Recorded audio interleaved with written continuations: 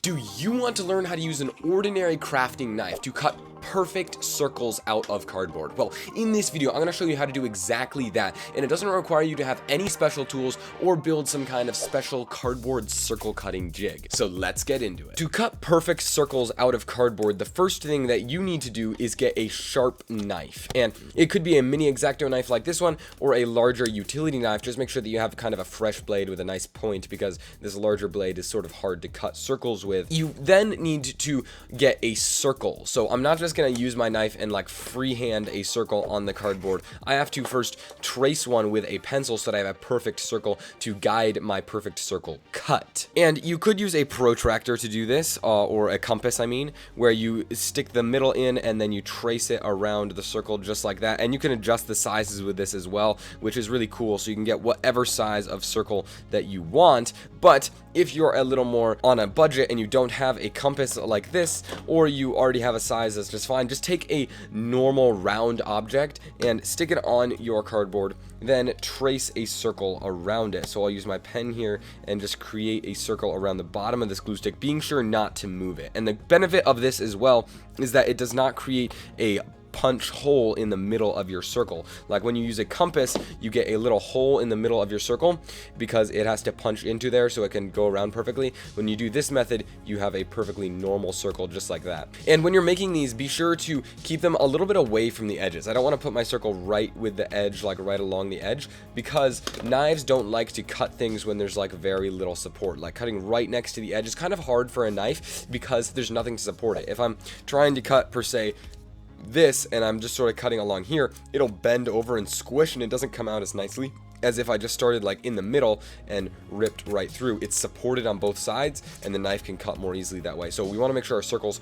are kind of just sort of in the middle of our cardboard.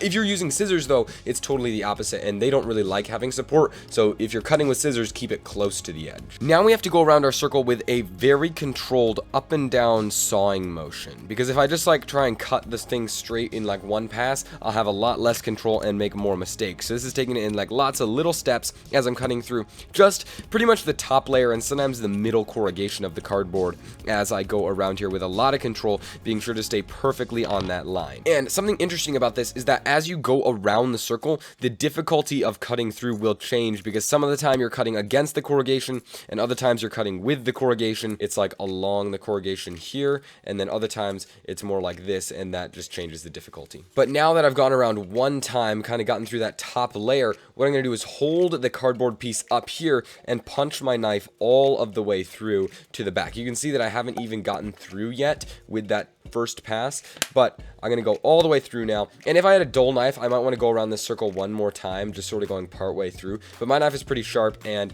really accurate and small like this. So I'm going to now go around the entire circle, still using that sort of sawing motion to maintain more control. But that first line is now going to guide my knife as it goes around the circle, because it's like the path of least resistance. If I sort of guide it with my fingers, it'll also be guided by that first line. Unfortunately, cutting it this way isn't going to give you the cleanest cut. You can see it sort of leaves this burr like bump on the back, but let me know in the comments below if you really care about how clean your cuts are, or if you just cut it however you want and then however clean it is just how it is. So let me know in the comments below. This would be cleaner if I had it all the way down on my workbench and was cutting it this way on the cutting mat, but it's much easier to hold it up here, and then once I get all the way around, I know that the circle is going to come right out. There we go. So now we have our perfect circle, and we can clean this up with a pair of scissors if you want to take off any like little fuzzies that came up around the edges, or we could do this with our knife if we just put it on a cutting mat or a cutting board down here and slice them off of the edges. And if you were doing this with a big knife, just be sure that when you're cutting, you're using just the tip of the knife, that smaller portion,